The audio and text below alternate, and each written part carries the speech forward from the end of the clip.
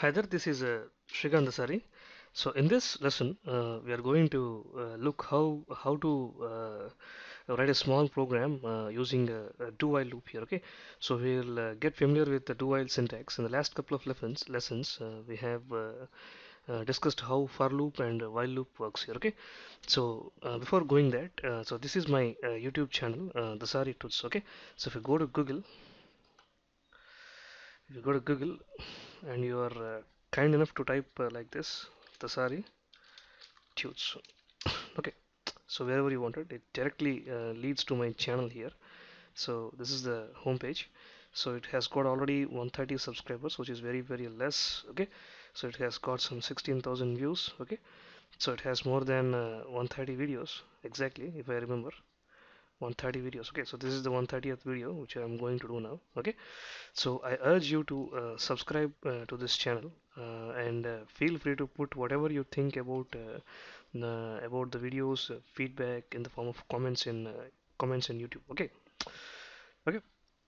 So let me launch the IDE, Visual Studio 2013, and add all the basic stuff like header files. Okay, so I'm just adding the header files here. So I do this every time because this is the very beginning and I mean a very basic series on C++. So everything whatever we do, it's always better to do from ground level. Okay, so cin.get I use to make the output stand still until we give any input. Okay, so return 0. Okay, so I have just made the very blank template of a C++ file. Nothing happens here if you run the program. uh, it just displays the blank console window here. Okay, so I'm just taking yet another variable to demonstrate the syntax of do while loop here. Okay, so I've just taken int I. So the syntax of do while loop goes like this. It's very similar to while. The only difference is that you have the while condition at the ending. Okay, so that's the reason the do while loop is also called as a exit control loop. Okay, so where while is called as entry control loop, the do while loop is called as exit control loop. Okay, so I'm just having the initialization part at the beginning. So starting from the do keyword.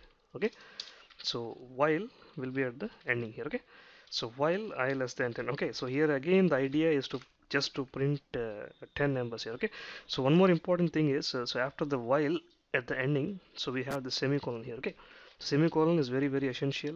So if not, you might get a syntax error here. Okay, so here we have just a very basic construct. First the initialization part here. So as we have done with the initialization, so initialization, and the condition falls at the back here. Okay, so at the ending point, so that's the reason condition checking. So let's write more specific since it's a comment here. Okay, so inside you can put your logic whatever you wanted to do. So here I have said that we are intended to just to print some 10 numbers here. Okay, so cout, let me say just I. Okay, 0 to 9 it will print. It will just I'm just incrementing the loop here. Okay, excuse me. So if you run the program, it just prints the numbers like a one huge number. Let us do one thing. Let's have some space in between them. Probably yes. Okay. So the do while loop has just printed all the numbers here. Okay. So the do while loop syntax, as it states, it's known as exit control loop. Okay. So some crazy things might happen in between. So okay, if you do something like this. If you do 11, if you initialize your variable instead of initializing your variable with 0, if you have initialized with 11, so what happens here is, so if you run the program now, it will print 11 here. Okay, so the whole idea of printing the 11 numbers has abolished. Okay, okay. So this is the very danger with the do while loop. So it does not have any control when you are entering into the loop here. Okay, so even though the condition is false here. Okay, so even though you're intended to write 10 programs, 1 to 10 programs. So let me put it as a heading here. So do while loop demo. Okay, so to print 1 to 10 numbers. Okay, so idea is to print 1 to 10 numbers, but so if a user or a programmer or whoever it might be accidentally initialize a wrong value here, so what happens is if you initialize a wrong value, so even though there is since there is no checking at the very beginning of the loop, at the very beginning of the loop construct, it automatically enters into the loop for the very first time, and executes whatever the statements you have written here. Okay, so also you can have another statement. Excuse me. So entered. I'm just writing a stupid message. Entered the loop. Entered inside the loop. Entered inside the loop. Okay. So what, even though the condition is false, it will just enter at least, it will execute at least once here. Okay. So this is the idea behind this is the drawback behind the loop here. Okay. So it's just entered inside the loop at least once, and it's just printing the number 11 because since we have initialized the number here to 11. Okay. So if we make it so 0, so it will work well. Okay. So every time it will print the message entered inside the loop 0, entered inside the loop 1. Okay, it's just printing the number. Okay, so annoying message here. So let's comment it out. So if you want, you can have the numbers directly. Okay, so in this way, do while loop works here. Okay, so do while loop as other loops, you can have increment or decrement depending upon the situation. You can increment or decrement here. Okay, let me write here incrementing. Okay, so if you want, you can do it in the reverse way as we have done in the other couple of lessons here. Okay, so let's initialize the value of I to 10. Okay, so I'm just initializing the value of I once again to 10 here. Again, I'm taking another do while loop. Okay, so if I'm not crazy enough, just to print 10 numbers. Okay, so I greater than 0. I'm just putting the semicolon at the very ending here. Okay, so again, I'm taking this contemporary stay statement.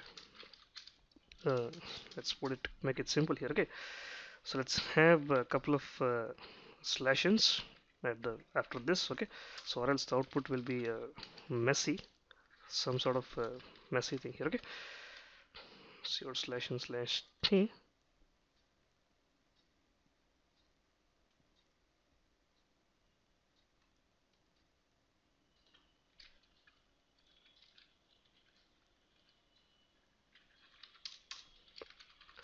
So I'm just putting a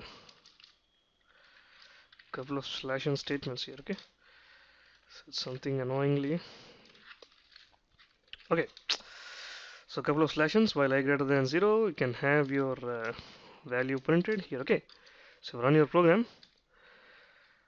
Oops, it's what a silly thing I have done. It has went into infinite loop here. Okay, so the reason because I haven't used a decrement condition here. Okay, so there is a danger that if you don't have a decrement like this, or if you forget to do like this, it will automatically go into infinite loop here. Okay, so that is the very danger. Okay, so here perfectly we have done with reverse printing here. Okay, so 10, 9, 8, the very first thing we have initialized the value of I to 10, and we have just printed it out since there is no condition checking at the very beginning when you are dealing with the do while loop. So it enters inside the loop and just prints whatever the value you have initialized, and then it decrements the value, keep on decrements until the condition is false. Okay, so the very first time the condition is the 10 is greater than 0, its condition is true, again it enters the loop. Okay, so the everything is same regarding the as you do it with while loop or for loop. The idea is the same here. Okay, so this is the basic stuff how to deal with do while loop. Okay, so syntax. So to summarize once again, the do while loop is also known as exit control loop. So there is no checking at the very beginning. So whatever you take inside, so whatever your condition does not check, so that means that at least once your loops gets executed, so even though you have a wrong kind of initialization. Okay, so see you in the next lesson.